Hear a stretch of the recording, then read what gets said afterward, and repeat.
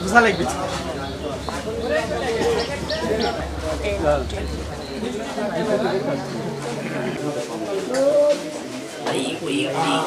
ঠিক আছে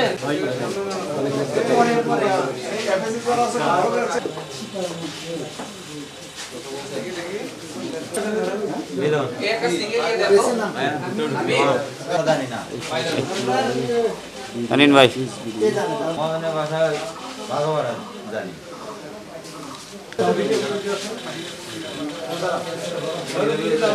একটা লং শট নেবো দেখি না সাবেন তো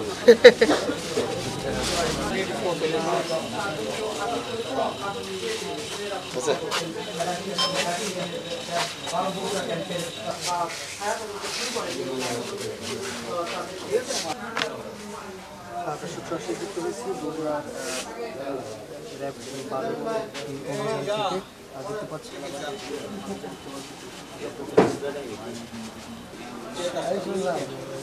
কেউ জানে এটা আমার নিজস্ব বন্ধ করতে পারবো দুদিন পরে পরে ধরে নিয়ে টাকা আদায় করে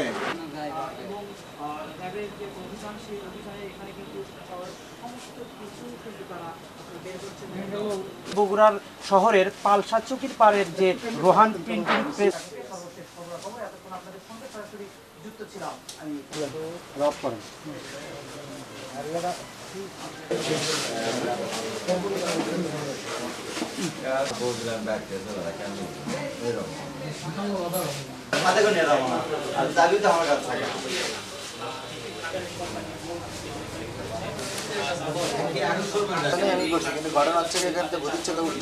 আমি কিছু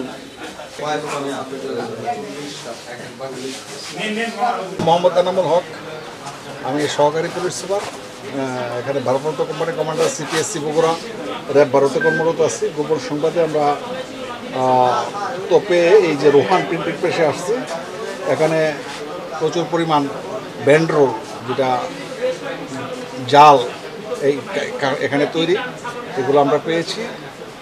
এই ব্যান্ডরোলগুলো দিয়ে যে বিড়ি মোড়কের উপরে যেটা লাগানো হয় আর কি, এটা নিয়ম হলো রাজস্ব আদায় করে সরকার থেকে কিনা, কিন্তু এখানে বানানোর কারণে একদিকে সরকার যেমন রাজস্ব থেকে বঞ্চিত হচ্ছে, অপরদিকে বৈধ যে কোম্পানিগুলো আছে যেমন আকিজ বিড়ি, সোনালী বিড়ি, এই ধরনের এখানে প্রচুর আপনারাও দেখছেন আকিজ প্লেট আছে এবং প্যাকেট আছে এবং সোনালী বিড়ির প্রচুর প্যাকেট সামগ্রী আছে। এইগুলা দিয়ে এইগুলা নকল বিড়ি তৈরি করে বাজারে অসৎ যারা বিড়ি প্রস্তুতকারী আছে গোপনে তারা চালাইতেছে, যার কারণে কোম্পানিগুলোও যেমন ক্ষতিগ্রস্ত হচ্ছে তেমনি সরকারও রাজস্ব হারাচ্ছে। সেই দিকটা বিবেচনা রেখে আমরা আজকে অভিযানটা করেছি, অভিযান চলমান আছে। কি পরিমাণ কি মালামাল উদ্ধার হলো আমরা আপনাদেরকে পরবর্তীতে জানানো হবে। এই পর্যন্ত 4 জন অ্যারেস্ট আছে, সংশ্লিষ্ট আরও যারা আছে থেকে তাকে আমরা বের করার চেষ্টা করতেছি। ধন্যবাদ। কত কোটি টাকার হবে ধারণা?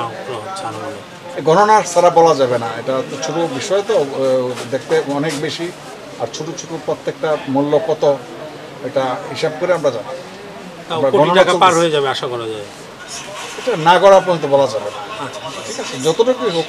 কি কি পেয়েছেন এখানে আপনারা? ব্যান্ডরোল, যেটা ব্যান্ডরোল সরকারি রাজস্ব আদায় করে যেটা দেয়া, এটা ব্যান্ডরোল। আর পাইছি যে আপনার সোনালী বিড়ির প্রচুর প্যাকেট, এবং আকিজ বিড়ির প্যাকেট।